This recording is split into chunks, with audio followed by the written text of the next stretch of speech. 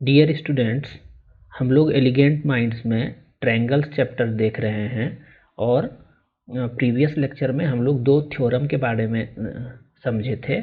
उस दोनों थ्योरम को आज एक्सरसाइज जो हम सॉल्व करने जा रहे हैं 6.3 उसमें अप्लाई करके प्रॉब्लम को सॉल्व करेंगे। ठीक है, तो आपको याद होगा हम लोग क्या थ्योरम पढ़े थे लास्ट लेक्चर में, उसी थ्योरम का यहाँ पर एप्लीकेशन है।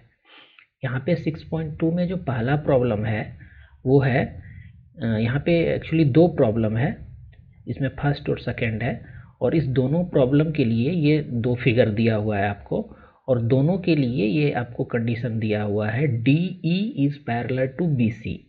मतलब ये लाइन, जैसे हम फर्स्ट प्रॉब्लम को अगर सॉल्व करें तो डी लाइन जो है ये लाइन और बी सी लाइन जो है ये पैरेलल है। ठीक है, हमको फाइंड क्या करना है, EC फाइंड करना है, मतलब इसका लेंथ फाइंड करना है। EC यहाँ से यहाँ तक का लेंथ फाइंड करना है।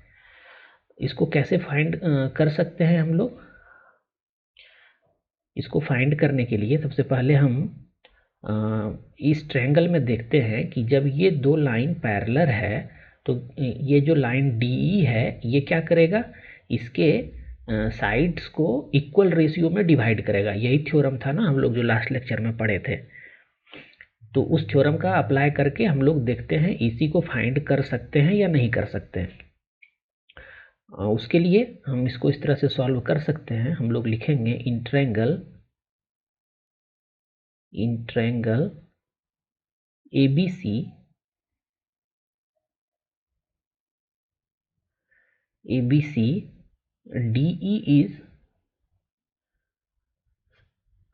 DE is parallel to line BC। ये हमारे पास इंफॉर्मेशन गिवन है, तो ये हम यहाँ पे लिख रहे हैं इस तरह से।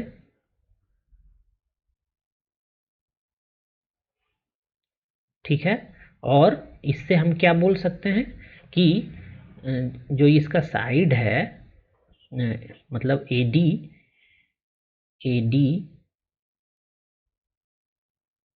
AD अपॉन DB जो होगा यहाँ पे इस ट्रायंगल में, वो किसके इक्वल होगा? वो होगा इक्वल AE अपॉन EC के इक्वल होगा। और ऐसा क्यों होगा? क्योंकि जो हम लोग थ्योरम पढ़े थे कि line parallel to the third side of a triangle divides other two sides in same ratio, ये थ्योरम पढ़े थे ना हम लोग। ये जब पैरेलल है तो ये दोनों साइड को सेम रेशियो में डिवाइड करेगा। तो ये थ्योरम आपको मेंशन करना है, यहाँ पे थ्योरम का स्टेटमेंट मेंशन करना है। ठीक है, इस तरह से हम इसको बना सकते हैं। और अब देख लेते हैं सभी का जो हमारे पास वैल्यू गिवन है उसको सब्स्टिट्यूट कर देते हैं इसमें। हमारे पास EC निकल के आ जाएगा। AD क्या लेंथ दिया हुआ है, 1.5 सेंटीमीटर दिया हुआ है, तो AD के प्लेस पे हम ये सब्स्टिट्यूट कर दिए। DB 3 सेंटीमीटर दिया हुआ है, तो DB के प्लेस पे 3 सेंटीमीटर पुट कर रहे हैं। और AE 1 सेंटीमीटर गिवन है प्रॉब्लम में, तो AE के प्लेस पे 1 सेंटीमीटर हम रख रहे हैं। और EC हमको फाइंड करना है। EC का वैल्यू क्या निकल के आएगा इस इक्वेशन से? EC इक्वल टू हम लोग क्या लिख सकते हैं? EC इक्वल टू यहाँ से क्या लिखा जा सकता है, 3/1.5। ठीक है, और ये आ कितना रहा है वैल्यू, ये 2 आ रहा है। इस 2 का यूनिट भी हमको लिखना होगा, क्योंकि दूसरा जो मेजरमेंट है वो सेंटीमीटर में है, तो ये जो 2 आया है ये भी सेंटीमीटर में होगा। और इसी का लेंथ कितना हो गया, 2 सेंटीमीटर हो गया। ठीक है, तो इस तरह से इस प्रॉब्लम को सॉल्व किया जा सकता है। अब वहीं जो इसका सेकेंड प्रॉब्लम है उसको देखते हैं, यहाँ पे क्या बोला गया है। इसमें भी ये लाइन जो है DE is parallel to BC है, और इसी तरह से हम सेम थ्योरम का अप्लाई करके हमको फाइंड क्या करना है, AD फाइंड करना है ना। तो AD यहाँ से यहाँ तक है, इसके लेंथ को फाइंड करना है। तो जब हम थ्योरम अप्लाई करेंगे तो AD अपॉन DB जो होगा वो AE अपॉन EC के इक्वल होगा। हम यहाँ पे लिख देते हैं, कैलकुलेशन आप खुद से कर लीजिएगा क्योंकि ये सिमिलर प्रॉब्लम है, इसमें बहुत कुछ करने के लिए है नहीं। जब ये लाइन पैरेलल है तो थ्योरम से हम क्या लिख सकते हैं, AD अपॉन DB जो होगा वो इक्वल टू होगा AE अपॉन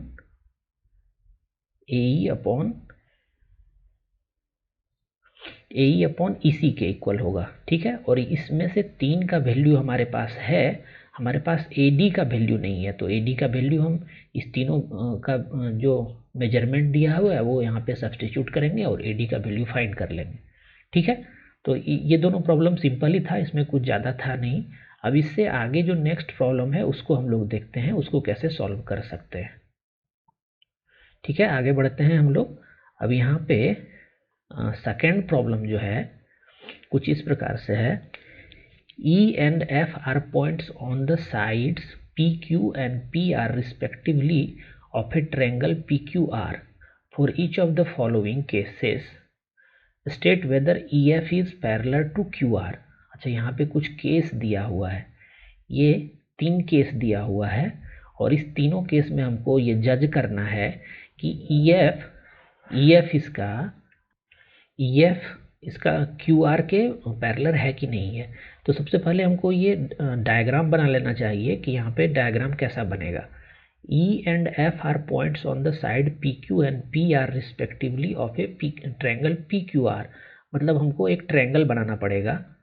हम ट्रायंगल यहाँ पे बना रहे हैं, ये मान लेते हैं हमारा ट्रायंगल PQR है, ठीक है। ये ट्रायंगल हमारा PQ और R, ठीक है। ये ट्रायंगल हम ड्रॉ कर चुके हैं। अब यहाँ पे क्या बोल रहा है, E and F are points on the side PQ। E point किस पे है, PQ पे है, और F पॉइंट किस पे है, PR पे है। मतलब कि E पॉइंट यहाँ पर होगा, ये मान लेते हैं अगर E पॉइंट है हमारा और ये पॉइंट F है, तो ये पॉइंट यहाँ पर है। अब हमसे पूछा क्या है कि इस कंडीशन के लिए, जैसे फर्स्ट क्वेश्चन को अगर सॉल्व करें तो इस कंडीशन के लिए EF is parallel to QR होगा या नहीं होगा। मतलब ये एक लाइन है EF, ठीक है, थोड़ा बड़ा हो गया ये, ठीक है। ये एक लाइन है, हमको चेक करना है line EF is parallel to QR ये है या नहीं है इस कंडीशन के लिए। तो ठीक है, इसको हम बना लेते हैं। इसमें भी वही थ्योरम यूज होगा, बस उसका कन्वर्स यूज होगा। अगर हम लोग जो पढ़े थे उसमें क्या पढ़े थे कि जैसे ये लाइन EF QR के पैरेलल कब होगा, जब PE upon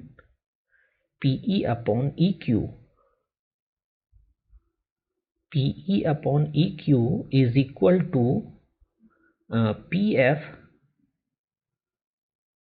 PF upon FR हो जाए। अगर ऐसा हो जाता है तो ये क्या हो जाएगा, लाइन पैरेलल टू QR हो जाएगा।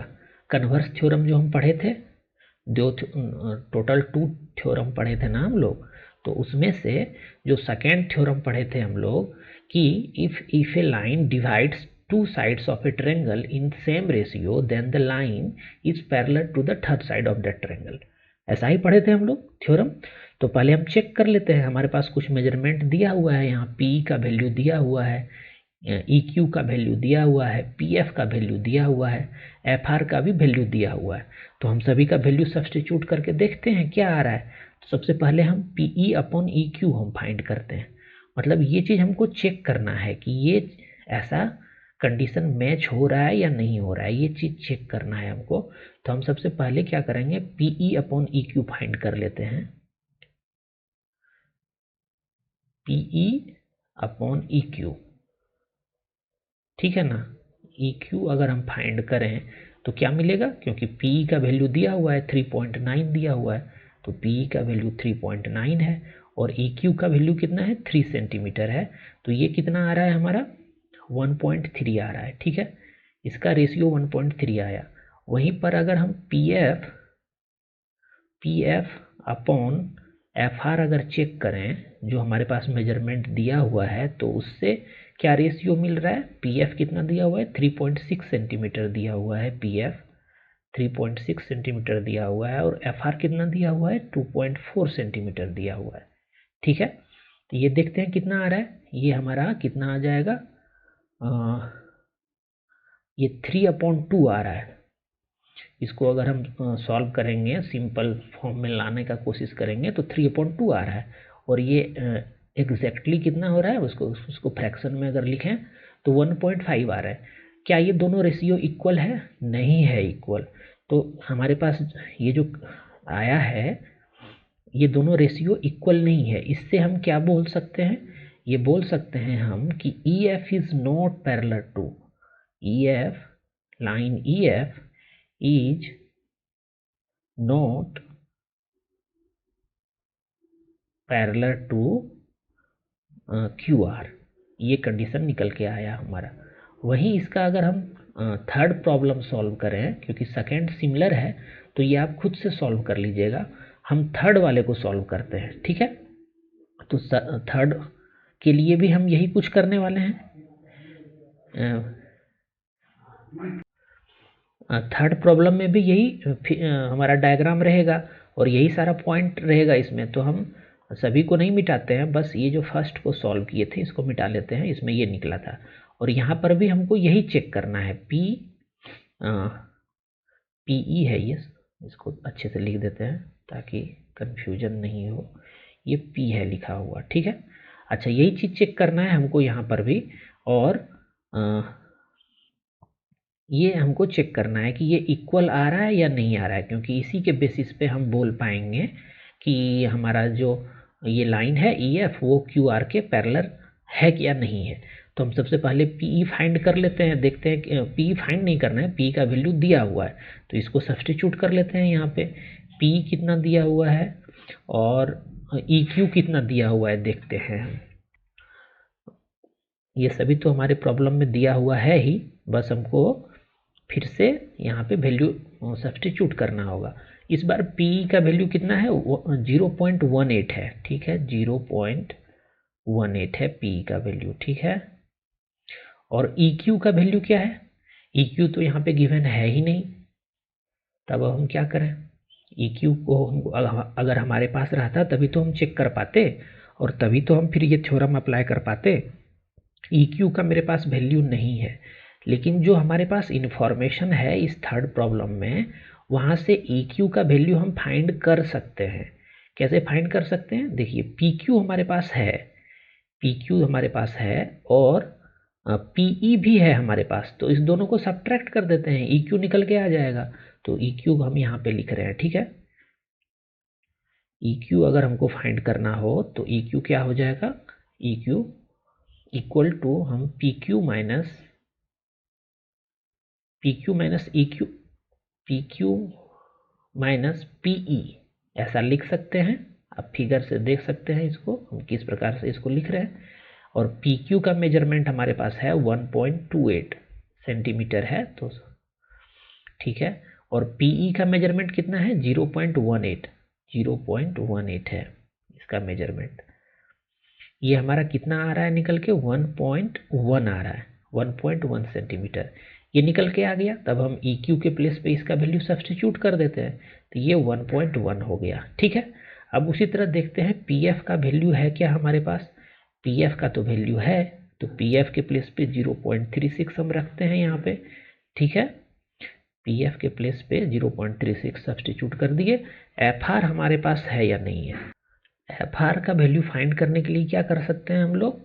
FR चाहिए हमको, तो FR इक्वल टू हम लोग क्या लिख सकते हैं? FR इक्वल टू हम लोग लिख सकते हैं, यहाँ से आप देखिए, PR माइनस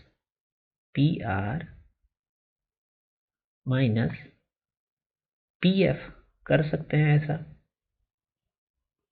ठीक है। और PR का मेजरमेंट कितना गिवन है? PR का मेजरमेंट है 2.56, है ना। तो इसको 2.56 हम लिख रहे हैं। और PF का मेजरमेंट क्या दिया हुआ है? PF का मेजरमेंट दिया हुआ है 0.36।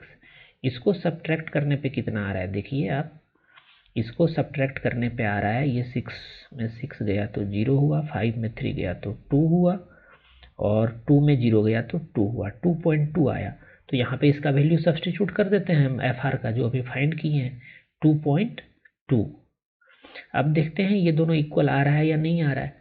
तो इसको सॉल्व करने के लिए, इसको सिंप्लीफाई करने के लिए क्या कर सकते हैं हम लोग? इसको अगर हम सिंप्लीफाई करें तो यहाँ ऊपर में 1 0 आएगा जो हम लोग बेसिक तरीका जानते हैं, और यहाँ पे 0 0 आएगा, ठीक है।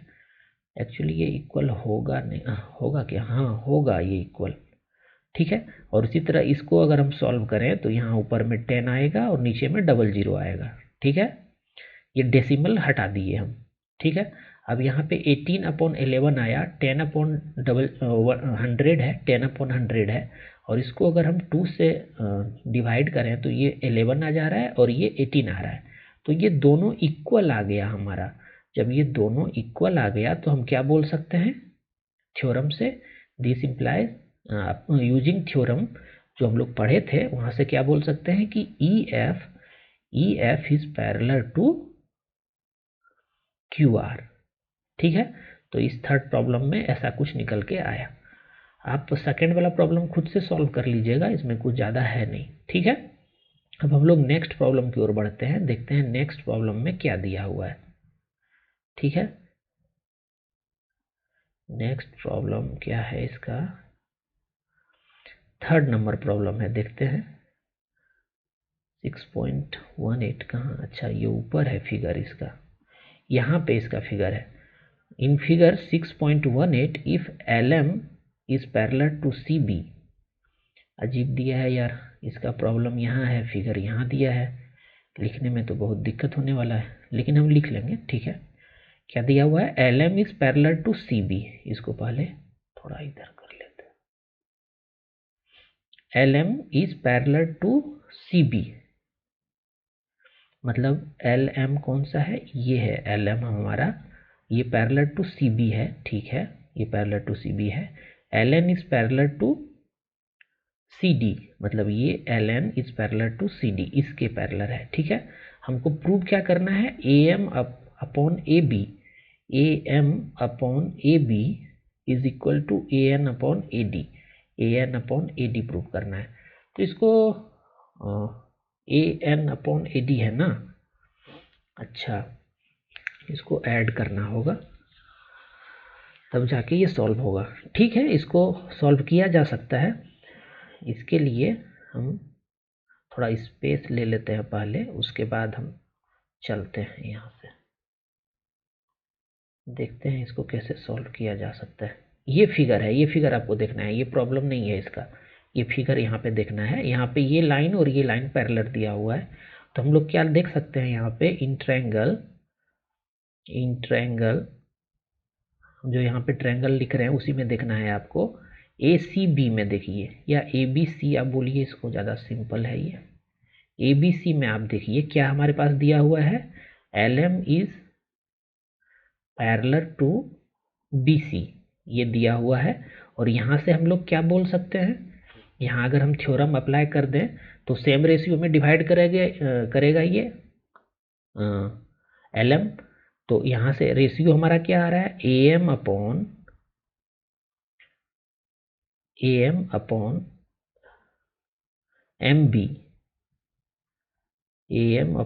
MB is equal to AL upon LC, ये मिल रहा है हमको। और ये कहाँ से हम लिख रहे हैं, थ्योरम से लिख रहे हैं, हम थ्योरम जो पढ़े थे वहाँ से लिख रहे हैं। यहाँ आपको पूरा स्टेटमेंट लिखना है। इस थ्योरम का स्टेटमेंट क्या था, if a line parallel to third side of a triangle the same line will divide other two side of that triangle in same ratio. तो इसका और इसका जो रेशियो होगा वही इसका और इसका रेशियो होगा, ठीक है। तो यहाँ से हम ये चीज़ लिखे हैं। अब हम एक दूसरा ट्रायंगल भी देख रहे हैं यहाँ पे, आप देखिए इन ट्रायंगल